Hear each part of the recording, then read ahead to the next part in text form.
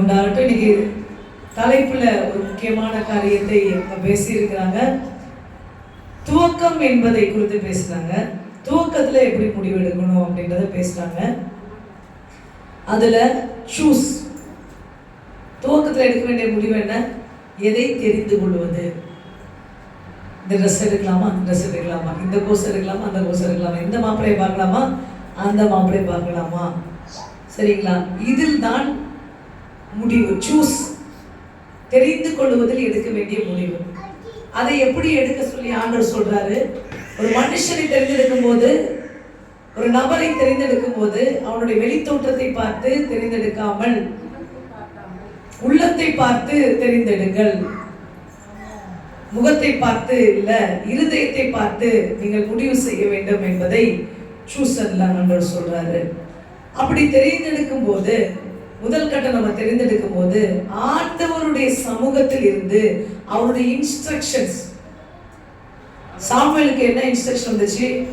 வளர்ந்துருக்கு. முதல் பையனை பார்த்தோன்னா இவன் தான் என்னது ராஜாவார். கண்டிப்பா கடவுள் இவனை தான் தெரிந்தெடுத்திருப்பார்.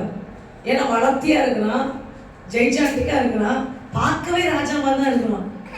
அப்ப ஆண்டவர் இவனை தான் கரெக்டா செலக்ட் பண்ணிருப்பாரு. சாமுவேல் ஒரு டிசைட் பண்றாரு. உடனே ஆண்டவர் சொல்றாரு, இல்லப்பா நான் இருதயத்தை பார்க்கிறேன். இவன் வளர்த்தி தான் அப்படி இருக்கு, ஆனா இருதயம் அப்படி இல்லை. இருதயம் எப்படிப்பட்ட ஆளை ஆண்டவர் தேர்ந்தெடுக்கிறார்? ஆண்டவரை முன்னிறுத்தி எப்பொழுதும் தேவனை ஆராதிக்கிற ஒரு நபரை தேவன் ராஜாவை தேர்ந்தெடுக்கிறார். ஆமென். சோ இருதயத்தை பார்க்கும் போது நீங்க என்ன பண்ணணும்? அதுக்குள்ள ஆண்டவர் இருக்காருன்னு பார்க்கணும். போது அல்லேலூயா. ஒரு மனுஷனை தெரிந்தெடுக்கும் போது இருதயத்தை பார்த்தது மட்டும் இல்ல, நிறைய நல்ல மனுஷங்க இருப்பாங்க, ஆனா கடவுள் இடத்துல அன்பா இருக்க மாட்டாங்க. பார்த்துருக்கீங்களா? அவன் நல்ல மனுஷங்க தான், ஆனா கர்த்தர் இருக்கிறார் அந்த இருதயத்துக்குள்ள. தாவீதோட இருதயத்துக்குள்ள கர்த்தர் இருந்தார். ஆமென். அதனால ஆண்டவர் சூஸ் பண்ணார். So divine decision. இப்ப கொஞ்சம் ரிஃப்ரெஷ் ஆயிக்கிறீங்களா? ஓகே, அடுத்த டாபிக்குள்ள போகணும். டிவைன் டிசிஷன்ல ஆரம்பம் அற்பமானாலும் முடிவு சம்பூரணம். ஆரம்பம் அற்பமானாலும் முடிவு சம்பூரணம். குறைவுகள் நிறைவாகட்டும், எந்த வறட்சி செழிப்பாகட்டும். குறைவுகள் நிறைவாகட்டும், எங்கள் வறட்சி செழிப்பாகட்டும். புது கிருபை தாரும் தேவா, புது பலனை தாரும் தேவா, புது கிருபை தாரும் தேவா, புது பலனை தாரும் தேவா. அல்லேலூயா. பரவாயில்ல, கொஞ்சம் உற்சாகமா தான் இருக்கு. எப்படி இருக்கீங்கன்னு பார்த்து கர்த்தருக்கு ஸ்தோத்திரம். சரிங்களா? ஆரம்பம் அற்பமானாலும் முடிவு. இப்ப ஆரம்பத்துல ஆண்டவர் இருந்தாரா இல்லையான்னு தெரியாம உன்னை தூக்கிட்டேன், கையில எடுத்துட்டேன், உள்ள பூந்துட்டேன், மாட்டிக்கிட்டத வெளியில வர முடியல, எப்படி முடிக்கிறதுன்னு தெரியல, இங்கிட்டு திரும்ப முடியல, அங்கிட்டு போக முடியல, என்ன பண்றதுன்னே தெரியல, இதை எப்படி போய் நான் கடைசி வரை வாழ்ந்து முடிக்க போறேனே தெரியல. ஆனா எடுக்கும் போதும் எனக்கு ஆண்டவர்கிட்ட கேட்கணும்னு தெரியல. இப்ப உள்ள வந்துட்டேனா, உள்ள வரதுக்கு அவங்க பேசுனாங்க, வாழ்க்கைக்குள்ள வந்துட்டேன். ஆனா இப்ப எப்படி இதை நான் நடத்துறதுன்னு எனக்கு தெரியல, என்னென்ன முடிவுனால இதை சரி பண்ணணும்னு எனக்கு தெரியல, இதை எப்படி நான் பூரணமா முடிக்கிறதுன்னு எனக்கு தெரியல. அல்லேலூயா. இப்படி எத்தனை பேர் இருக்கீங்க? அல்லேலூயா. சோ உங்களுக்கு தான் இப்ப நான் பேச போகிறேன். பிரசங்கி 7:8, ஒரு காரியத்தின் துவக்கத்தை பார்க்கிலும் அதன் முடிவு நல்லது. எப்படி வேணா நீ துவங்கிருக்கலாம், ஆனா அதை நிறைவா முடிச்சினா உனக்கு கனம் உண்டு. ஆமென். நீ ஒருவேளை கர்த்தரை இல்லாம, கர்த்தரை அறியாம, கர்த்தரை கூப்பிட்டு துவங்கணும்னு தெரியல, எப்படியோ உள்ள வந்துட்டேன், என் விருப்பப்படி வந்துட்டேன், யாரோ மத்தவங்க சொன்னதை கேட்டு உள்ள வந்துட்டேன், எதையோ உன்னை எடுத்துட்டேன், ஆனா இதை நான் சரியா முடிக்கணும், எனக்கு ஏதாவது ஆண்டவர் உதவி செய்வாரா? ஆமென்.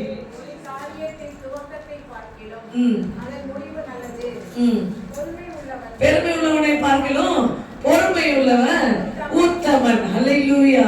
இத பாத்தீங்கன்னா நம்ம பொறுமையா இருந்து முடிக்கணும்ன்றது தெரிஞ்சு போச்சு. ஆனா மிக முக்கியமா நான் என்ன சொல்றேன் அப்படின்னா, இத எப்படி முடிக்கணும் அப்படின்னு காட் சில ஆலோசனை கொடுக்கிறாரு. Divine wisdom. இந்த நல்லபடியா முடிக்கிறதுக்கு என்ன தேவை அப்படின்னா, முதலாவது விஸ்டம் தேவை, ஞானம். சில பேர்கிட்ட சில வேலையை கொடுத்தீங்கன்னு வச்சுக்கோங்க, அப்படியே செஞ்சுட்டு இருப்பாங்க. 2 நாள் செய்வாங்க, 3 நாள் செய்வாங்க, 4 என்னப்பா உனக்கு பிரச்சனை, இதை எப்படி முடிக்கணும்னே தெரியல. அதனால நான் கொஞ்சம் கொஞ்சமா வச்சு செஞ்சுக்கிட்டு இருக்கிறேன். எப்படியோ ஆரம்பிச்சிட்டேன், ஆனா எப்படி முடிக்கிறதுன்னு தெரியாம போயிட்டே இருக்கு அப்படின்னு சொல்லுவாங்க. அப்ப அவனுக்கு என்ன தேவை? ஞானம் தேவை. அதை எப்படி முடிக்கிறதுன்றதுல ஞானம் தேவை. அல்லேலூயா. எடுத்தோடனே சொன்னேன், ஒரு காரியத்தை முடிக்கிறதுக்கு ஃபர்ஸ்ட் என்ன வேணும்? ஞானம் வேணும். ஞானம் எங்க இருந்து கிடைக்கும்? கீழே கடையில கிடைக்கும் இல்ல, எங்க கிடைக்கும்? கர்த்தருடைய வார்த்தையிலிருந்து தான் உனக்கு ஞானம் கிடைக்கும். சோ வேதத்தின் அடிப்படையில தான் உன் முடிவுகளை நீ எடுக்க வேண்டும். ஆமென். அல்லேலூயா.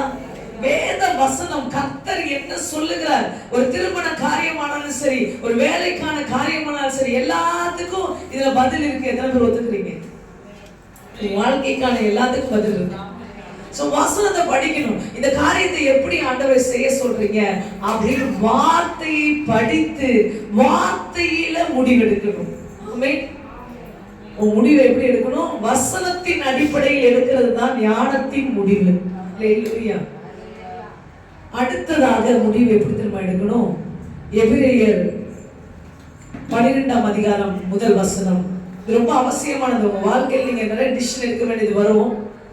டிசிஷனுக்கு எண்டிங் எப்படி பண்றது அப்படின்னு சொல்லிட்டு இருக்கேன்.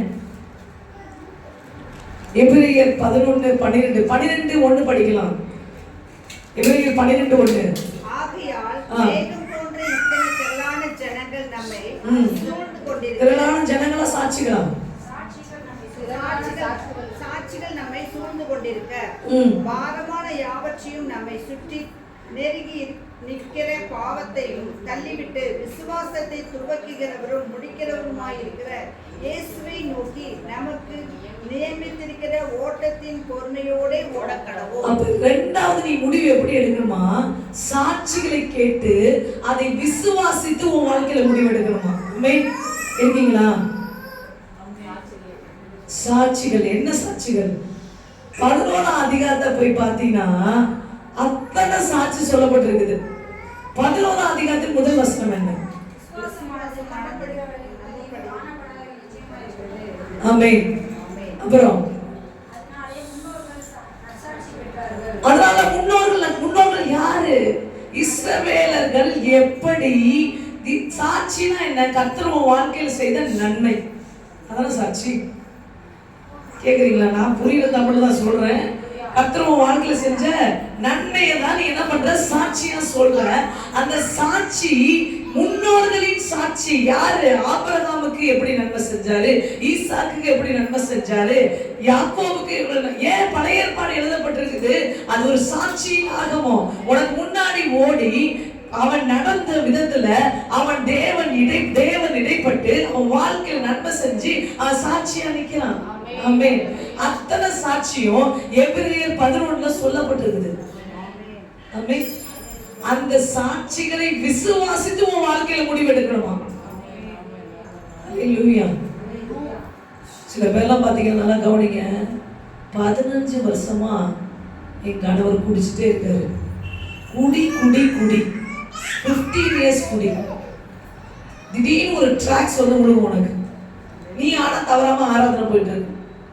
அந்த ட்ராக்ஸை படிச்சினா 20 வருஷமா குடித்த என் கணவரை ஆண்டவர் ரட்சித்தார். அதான் உனக்கு. அல்லேலூயா. முடிஞ்சு போச்சு. இப்ப ஆண்டவர் என்ன சொல்றாரு? இந்த சாட்சியை நம்பு.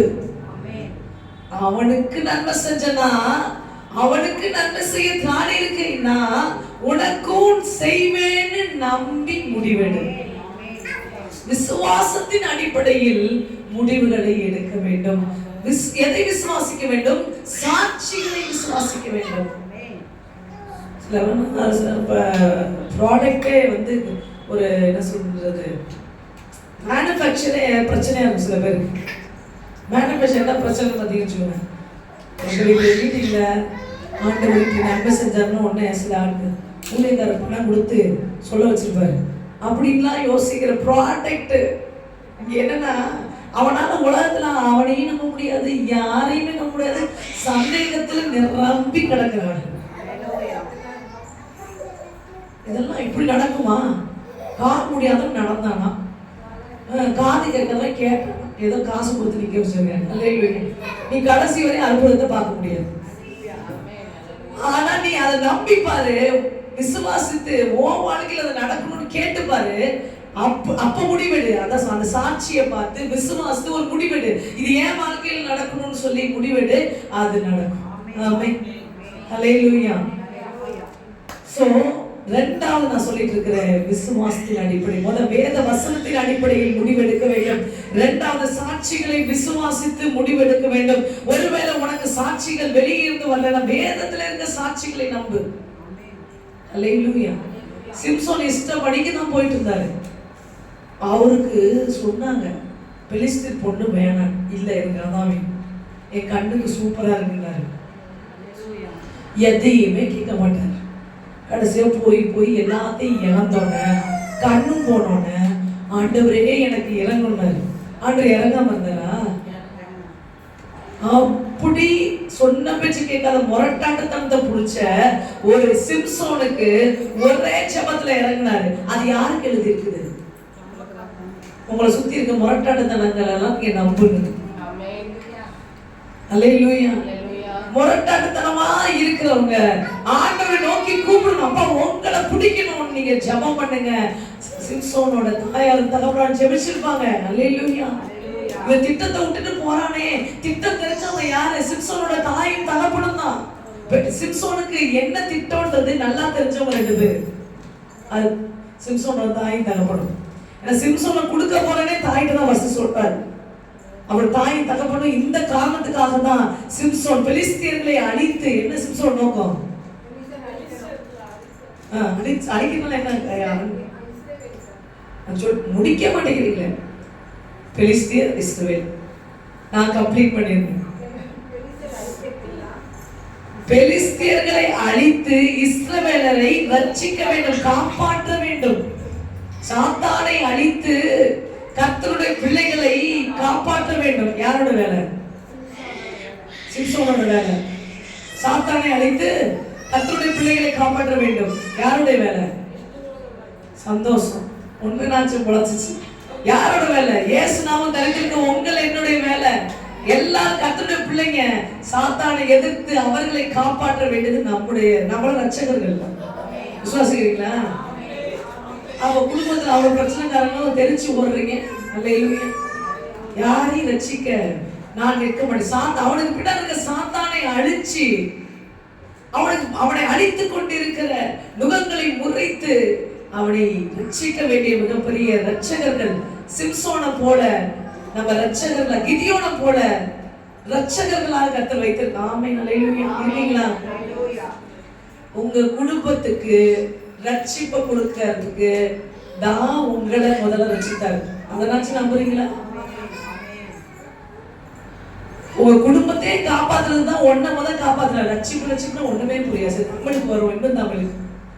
உன் குடும்பத்தையே காப்பாற்றணுன்றதுக்காக தான் உன்னை காப்பாத்துற. நீ பெரிய ரொம்ப பர்ஃபெக்டா? நீ யாரு? ராகாப்பு. அல்லேலூயா. ராகாப்பு யாருன்னு தெரியாது. அதான் ராகாப்பு. இஷ்டத்துக்கு வாழ்ந்த ஆட்கள், நியமும் கற்பனை கட்டளையும் ஃப்ரேம்ல மாட்டிட்டு இஷ்டத்துக்கு இருக்கிற ராகாப் இருந்துட்டு. அல்லேலூயா. ஆனா உன்னை ஏன் தேர்ந்தெடுத்தாரு? நீ இவரை தான் நம்புன. வழி வேணா தவறா இருக்கலாம், ஆனா உன் நம்பிக்கை அவரா இருந்தார். அம்மே, சிறு வயதுல இருந்து உன் நம்பிக்கை அவரா இருந்ததுனால உன் வழிகள் தவறாக தாறுமாறாக இருந்தாலும் உன்னை தெரிந்து கொண்டு, அம்மே, உன்னை ரட்சித்து உன் குடும்பத்தை ரட்சிக்க அவர் சித்தமானார். ஆமென். ஹல்லேலூயா. இதெல்லாம் பேருக்கு விளங்குச்சு. நீங்களும் ரட்சகர்களாக உங்கள் குடும்பத்துக்கு இருக்க வேண்டும். நீங்க அழிக்கிறவர்களா இருக்க கூடாது. நீங்க என்ன பண்ணணும்? காப்பாற்றுறவங்களா இருக்கணும். ஹல்லேலூயா. சரி, இப்படி சாட்சிகள் எதுக்கு எழுதப்பட்டிருக்குது? நமக்காக தான். ஹல்லேலூயா. சரி, 2 விஷயம் சொல்றேன். 3வது முடிவு எப்படி எடுக்கணும் தெரியுங்களா? தீமையை விட்டு நன்மையை பிடித்துக் கொள்ள முடிவு எடுக்கும். தெரியாம என்ன பண்ணியாச்சு? பாவத்துக்குள்ள வந்தாச்சு. ஆனா பாவம் நல்லா இருக்கிறது, அது எனக்கு என் விருப்பத்துக்கு ஏற்றாற் போல இருக்கிறது என்று அதில் நிலைத்திருக்க முடிவு செய்யக்கூடாது. இது பாவம் என்று என்னைக்கு உனக்கு உணர்த்தப்படுகிறதோ அன்றைக்கே அதை விட்டுவிட்டு நன்மையை பிடித்துக் கொள்ள முடிவு செய்ய வேண்டும். ஆமென். உன் வாழ்க்கையில எல்லாம் நன்மையை நோக்கிய முடிவுகளாக இருக்க வேண்டும். தீமை நல்லா தான் இருக்கும். நல்லா இருக்குமா? நல்லா இருக்காதா? ஈஸியா கிடைக்குமா? கிடைக்காதா? ஈஸியா கிடைக்கிறது தீமை தான். நன்மை அடைய தான் கஷ்டப்படும். ஜீவரிஷத்துக்கு கனியை சாப்பிட தான் வெயிட் பண்ண வேண்டிய அவசியமா இருந்துச்சு. நன்மை தீமை கனியை சாப்பிட எட்டி பறிச்சாரு. கையை நீட்டினா கை பக்கத்துல இருக்குது. கை பக்கத்துல இருக்குது இது தீமை. ஆனா நன்மை கண்ணுக்கு தெரியாம இருக்கு. ஏதேன் தோட்டத்துக்குள்ள உள்ள நுழைஞ்சோன்னே இதான் ஜீவரிஷத்துக்கு கனி, இதுதான் உங்களுக்கு கொடுக்க இருக்கிறேன், இந்த பழத்தை தான் நீங்க சாப்பிட போறீங்க அப்படி காமிச்சாரு போட்டிருக்கா? பரவாயில்ல. சில பேருக்கு டவுட்டா இருக்கும். ஏன்னா உள்ள இருக்குது என்ன தெரிஞ்சாதானே, பைபிள்ல இருக்குதா இல்லையான்னு தெரிஞ்சாதானே. காமிச்சாரா? ஏதேன் தோட்டத்துக்குள்ள போய் எல்லாத்தையும் காமிச்சவரு ஜீவரிஷத்துக்கு கனி எங்க இருக்குன்னு காமிச்சாரா? காமிக்கல. குடுப்பேன்னு சொன்னாரு. ஆனா நன்மை தீமை கனி எடுத்தாப்லே இருக்குது. இந்த மரத்தை மட்டும் காமிச்சு இதை புசிக்காதுன்னு போனாங்க. அல்லேலூயா. அதை காமிச்சு சாப்பிடாதுன்ட்டாரு. ஆனா குடுக்க வச்சிருக்கிறத காமிக்கல, குடுப்பேன்ட்டாரு. ஆமென். ஏன் தெரியுங்களா? ஆரம்பத்துல இருந்து அவரை விசுவாசம் நடக்கிறதுக்கு தான் நம்மளை உருவாக்கி இருக்கிறோம். சோ எப்போ ஒரு விஷயம் தீமைன்னு தெரியுதோ அதை விட்டுட்டு நன்மையை பிடிச்சு கொள்ளணும். அதுக்கு முடிவெடுக்கணும். ஆமென். நன்மை எது? கர்த்தர் சொல்றதுதான் நன்மை. கர்த்தருக்கு பிரியமில்லாத எல்லாமே தீமை தான். கர்த்தர் இல்லாத எல்லாமே தீமை தான். எந்த கனியை சாப்பிடக்கூடாதுன்னு சொன்னார்ல, அதை கர்த்தர் இருந்திருப்பாரா? தட் மீன் அதை கர்த்தர் விரும்பி இருப்பாரா? அதுதான் தீமை. கர்த்தர் இல்லாம அனுபவிக்கிற எல்லாமே, திருப்பி சொல்லுங்க, கர்த்தர் இல்லாம அனுபவிக்கிற எல்லாமே, திருப்பி சொல்லுங்க. கர்த்தர் இருக்கிறாரா இல்லையான்னு உங்களுக்கு தெரியும். உன் மனசு சொல்லும். அது வாலிப பிள்ளைங்க ரொம்ப பிரச்சனையா தான் இருக்கு. சரிங்களா? அவங்க மனசு சொல்லும், தீமையை பார்த்தேன், கர்த்தர் இருக்கிறாரு. ஏன்னா உனக்கு பிடிச்சிருக்குல்ல, உனக்கு விருப்பம் இருக்குல்ல, அதை வச்சுட்டு உன் ஃப்ளஷ் என்ன பண்ணும், டீமன் பேசுவோம், உன் ஃப்ளஷ் பேசுவோம். அதில் கடவுள் இருக்கிறார். நீ உனக்கு என்ன பண்ணணும் அப்படின்னா வசனத்துக்கு போகணும். உனக்கு இதில் கர்த்தர் இருக்காரா இல்லையான்னு தெரிஞ்சுக்கிறதுக்கு எங்கே போகணும்? வார்த்தைக்குள்ள போகணும். கர்த்தர் இருக்காரா இல்லையா இன்னும் தெரிஞ்சுக்கணும். ஈஸியா தெரிஞ்சுக்கணும் வச்சுக்கோங்க. இது தீமையா இல்லை கர்த்தர் இருக்கானா? நீ தெரிந்தெடுக்கிற இடத்துல கர்த்தர் இருக்கிறான்னு உன் மனசு சொன்னாலும் அது உன்னை பொய்யை நோக்கி கூட்டிட்டு போதா, பொய் சொல்லு, திருடு, ஏமாத்துன்னு சொல்லுதா, இல்ல அதெல்லாம் செய்யாதன்னு சொல்லுதா, அங்க தெரிஞ்சிடும். கர்த்தரை எதிர்த்து செயல்பட வைக்குது அப்படின்னா கண்டிப்பா அதை கர்த்தர் இல்லை. கர்த்தர் அட்ஜஸ்ட் பண்ணிப்பாரு. ஒரு தடவை தானே சாப்பிட்டுப்பாரு. ஒரு தடவை சினிமா தேட்டர் போறதுனால ஆண்டவர் கோச்சுக்கவா போறாரு? வாலிபுள்ளி ஒரு தடவை தப்பு செய்யறதுனால ஆண்டவர் என்ன உன்ட்டு பேசாம வந்துடுவாரா? அப்படி எவ்வளவு அன்பானவர் தெரியுமா? அல்லேலூயா. இதெல்லாம் கொஞ்சம் கொஞ்சமா கடவுள்கிட்ட உன்னை பிரிக்கிற விஷயம். கர்த்தர் இல்லாம இருக்கிற காரியம் என்ன தெரியுமா? தீமை. உன்னை கேட்டுக்கு கொண்டு போற பாதி நரகத்தில் தள்ளிவிடும். ஜீவனுக்கு நேராய் போகாது. சோ தீமையை விட்டு நன்மையை பிடித்துக் கொள்ளும். இது 3வது. முடிவெடுக்கணும்னா என்ன பண்ணணும்? தீமை எது? கர்த்தர் இல்லாத எல்லாமே தீமை தான். Okay, clear? எதற்கு clear? Okay, fine. The final காலத்தை பயன்படுத்தி முடிவெடுக்க வேண்டும். எபிரேயர் 5:16, சங்கீதம் 90:12, எபேசியர் 5:16, சங்கீதம் 90:12.